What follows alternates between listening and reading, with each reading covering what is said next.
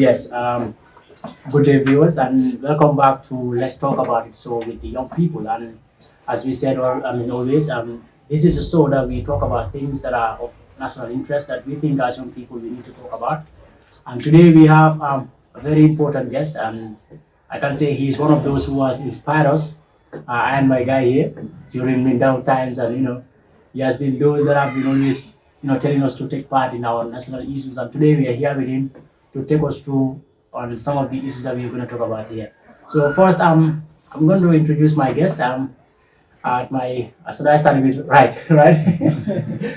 We have Ibrahim Abba. Ibrahim Abba is a college student at the Gambia College, pursuing his diploma, right? Yeah. He's also very good at debate. He's been debating for so many times. And here close to me, I have Musa Tamba. I think he's familiar with you. I mean, we have had him on our show last time, and we have him today as well. And to my far left, I have the honorable Sheriff. I mean, I think our last episode, most people were impressed with how you presented your facts and how you were able to defend them. So I hope you are going to have a fruitful one today. Yes, and that's my able boss. Here with me, it's Biran Sala. He's a UTG student pursuing his political science degree.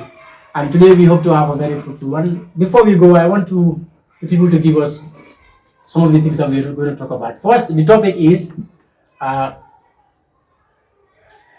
corruption cannot be eradicated in the Gambia. I think this is a huge claim. Exactly.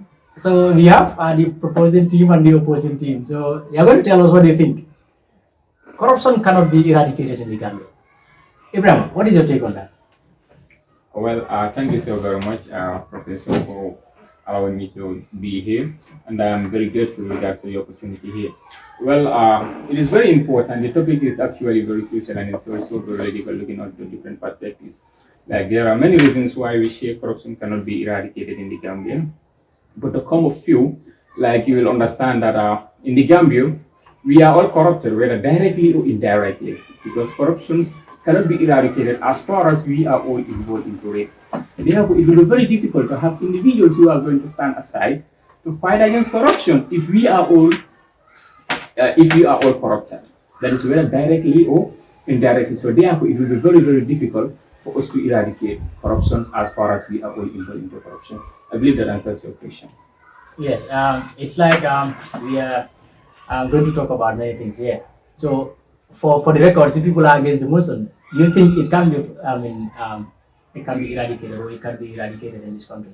So I think your guy has to talk to you about that so we can move on as well. Oh. So yeah, you guys believe it can be eradicated. It can't.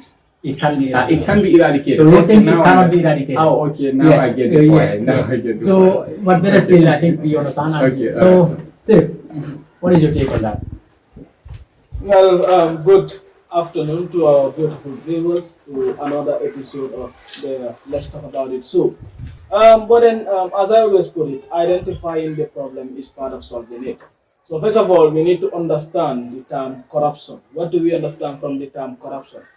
Corruption is a form of dishonesty or a criminal offense which is undertaken by a person or an organization which is entrusted in a position of authority in order to acquire illicit benefits or abuse power for one's personal gain. And we are here proposing the proposition saying that corruption will never be eradicated in the Gambia. The simple reason is those who were supposed to fight corruption are the very ones in support of corruption. As a result, this had led to the transmission of corruption from one generation to another, as genes are transmitted from parents to offspring. You look at it.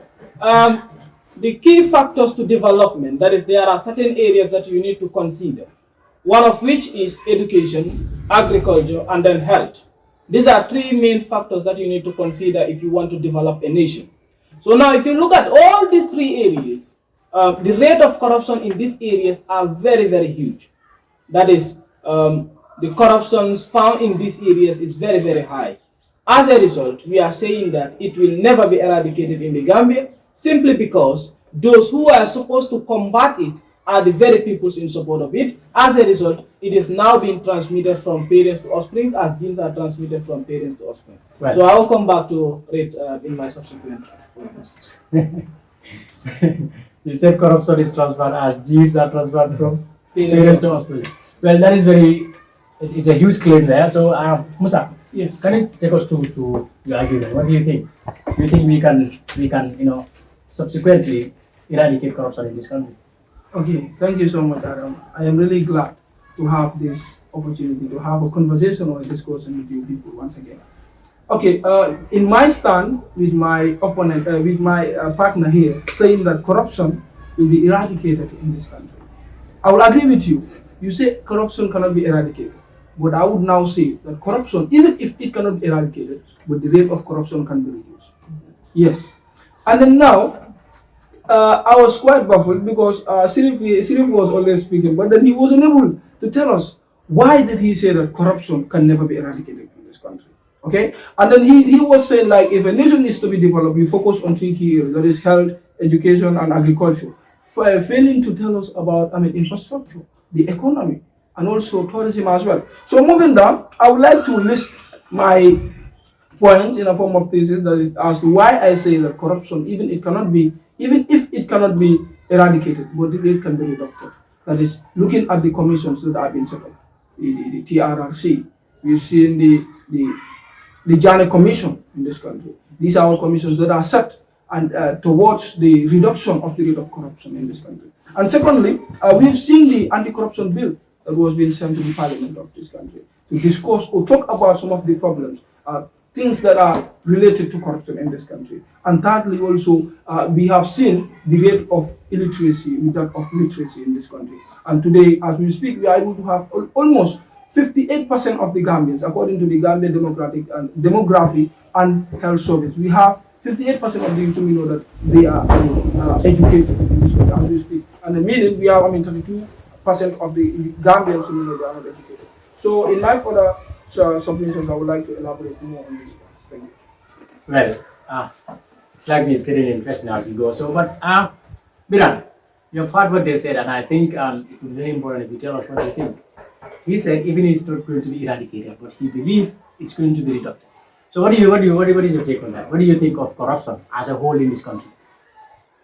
Thank you so much for giving me the opportunity. I am happy to be sharing platforms with these great minds, especially my guy here. Super good. So for me, it's more of like a discussion. I'm not gonna take it like in a debate way. It's about sharing ideas, and because that's how it was communicated to me, though. So at some point, if the topic is about can corruption be eradicated in this country, and they are in for that, and he is against that, so automatically it means that Musa has already justified the stance of my brother by saying that it cannot be eradicated, but it can be reduced. So I also have to agree with Musa at some point that corruption cannot be eradicated entirely, but we can do our best to reduce it. And there are many ways that we can do that. There is no country in this world that can say there is free corruption, that they are 100% free from corruption. Even in the United States of America, you have people, of course, that are very corrupt. And Musa at some point also has talked about the various commissions, the Jana Commission, the TRRC. The TRRC per se was established mainly to do fact finding on some of the human rights violations done by John under his regime and some of the perpetrators that were working under him. And then if you look at the Jana Commission was mainly centered on the financial mismanagements that were also done. But the question is, where is the report of the Jana Commission? Some people were, of course, guilty through the reports of the Jana Commission, but still now we've seen them. They've not been arrested. They're still working in the government. Likewise, the TRRC. So at some point, there are many ways that we can use to tackle corruption or to reduce it. But the commissions that he's taking reference of, some of those commissions, at some point it's good for us to know some of the things that unfolded in the past. But after the report, what did the government do? That is the question. What was lacking there? Political will. There was no pragmatic leadership. Because if you establish a commission, that commission is expected to deliver a report. And after the report, you are expected to go by the report. But TRIC since 20 days will be their report, like what we done commission. But we're going to talk about corruption as a whole. I mean, it's more of like a cancer. That's corruption. And whenever, cancer, if it infiltrates the body, it affects every part. Likewise, corruption, if it infiltrates the system, every other sector of the government will suffer. Imagine Nawek comes and tells us that $15 million went missing. Up till now, the government will not establish where the 15 million is. Look at the Carnifing case. How many millions have been missing there? The KMC. And we've seen this saga, how it has been unfolding. If you look at Gambia Port Authority, and then look at health, all these sectors, corruption upon corruption, scandal upon scandal. What is the leadership doing? That is what ought to be done. There is an anti-corruption bill, but a commission also needs to be established.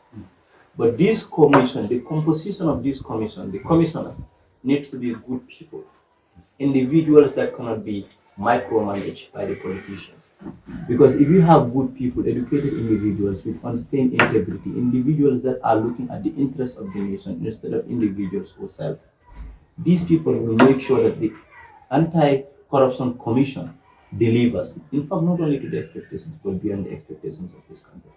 So I will give the floor for them to, so that they can flow. For the meantime, that's Yes, thank you very much, Professor.